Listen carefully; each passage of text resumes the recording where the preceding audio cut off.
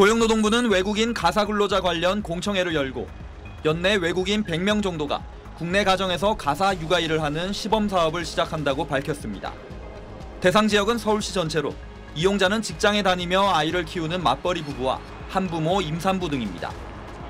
정부 인증을 받은 서비스 제공 기관이 외국인 근로자를 고용하고 이 근로자가 기관과 계약한 가정으로 출퇴근하면서 가사와 육아 서비스를 제공하는 방식입니다. 이들의 서비스는 가사근로자법상 청소와 세탁, 주방일과 양육 등입니다. 인적 물적 손해가 발생할 경우엔 근로자를 고용한 서비스 제공 기관이 우선 책임을 집니다. 외국인 가사근로자가 일하는 기간은 최소 6개월, 국내 근로자와 마찬가지로 최저임금 이상의 임금을 받습니다. 이들의 숙소는 서비스 제공 기관이 마련하고 숙소 비용은 근로자가 부담합니다.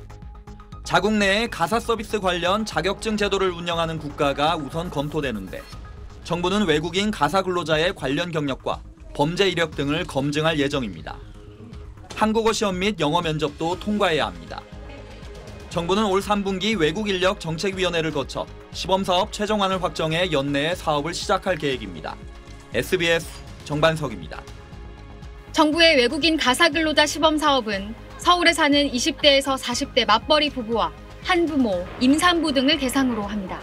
먼저 정부 인증을 받은 서비스 제공기관이 외국인 근로자를 고용하고 이 근로자는 개별 숙소에서 파견된 가정으로 출퇴근하며 가사와 육아 서비스를 제공합니다. 올해 안에 100여 명을 도입해 최소 6개월 이상 일하도록 한다는 계획입니다. 기초 한국어 시험과 영어 면접을 통과한 사람 중에서 범죄 이력들을 확인해 채용할 예정입니다.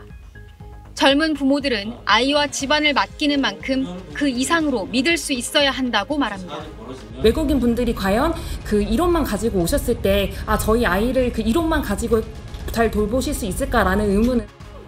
최저임금 이상으로 돈을 줘야 하는데 이용 시간이 길어지면 부담이 커질 수 있습니다. 부모의 노동 시간을 단축시켜 가사근로자 도움 없이도 아이를 키울 수 있도록 해야 한다는 지적입니다. 부모가 아이를 돌볼 수 있는 환경이 돼야 되는 게 본질이라고 봅니다. 그래서 민간 기업에서는 아직도 육아에 대한 지원과 돌봄에 대한 지원이 이루어지지 않고 있습니다. 외국인 가사근로자 도입 전에 정부가 다른 지원 정책을 더 고민해야 한다는 목소리도 나왔습니다.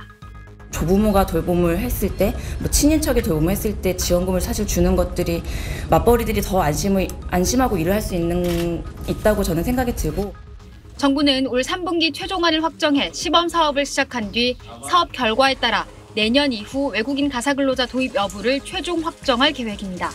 SBS 최현입니다.